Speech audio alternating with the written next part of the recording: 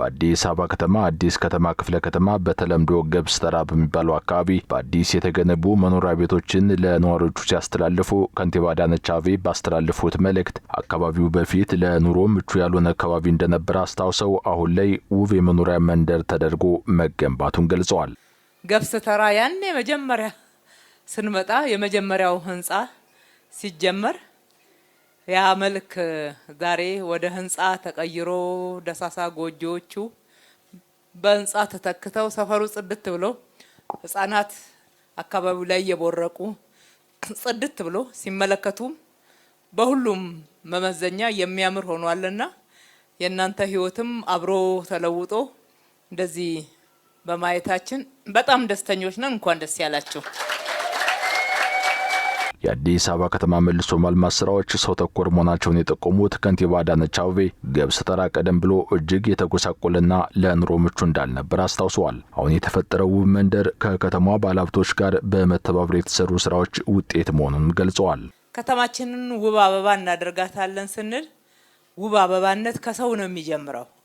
ሰው ጎስቋላ የወዳደቀ የድሮ ቀበሌ እነኚህ ጭቃ ቤቶች ውስጥ እየኖሩ መጸዳጃ የሌለው ዛሬ እነኚህ ቤት የሚረከቡ እናቶች በጀሪካን ውሃ እየተሸከሙ ለመጸዳጃ ቤት በእነሱ እድሜ እየተሰለፉ ከተማችን ውብ አበባ ልትሆን አትችልም።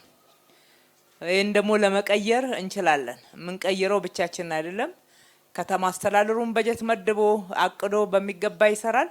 የከተማችንን ባለሀብቶች ተባባሪ ብዙዎች አሉና አስተባብረን ስሰሩ ከህዝባችሁ ጋራ የምታተርፉት ትርፍ ለራሳችሁ ብቻ ሳይሆን ለወገኖቻችሁ ሚትረፍ ስንላቸው በጣም በቀናነት ከኛ ጋራ እየተባበሩ እንዲህ አካባቢዎችን መለወጥ ብዙ ሰርተናልና እናንተም ህይወት ላይ ተመሳሳይ ለውጥ እያየን ነው። አዲስ አበባ ከተማን በስም ብቻ ሳይሆን በተግባር ውብ አበባ የማድረጉ ተግባር በቅድ እየተመራ ስኬት ማስመዝገቡን የገለጹት ከንቲባ አዳነች መሰል የዜጎችን ክብር አኗኗርና ዘይቤ በመሰረታዊነት የሚቀይሩ የልማት ተግባራት ተጠናክረው እንደሚቀጥሉ አረጋግጠዋል። ከተማችን አዲስ አበባን ከነ ገጽታዋ ነዋሪዎቿ እያሻሻልን ውብ አበባ እናደርጋታለን። በስም ብቻ አበባነት የለም፣ በተግባር ነው አበባነት የሚመጣውና ስራችን ተግባር ነው።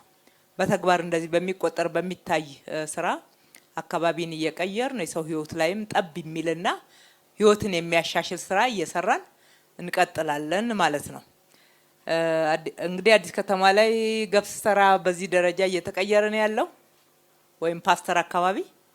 ከዛ ቅጠል ተራን ደግሞ ወደ 500 ቤቶች ጀምረናል። 500 ቤቶች ብቻ ሳይሆን በርከት ያሉ የንግድ ሱቆችም አሉ።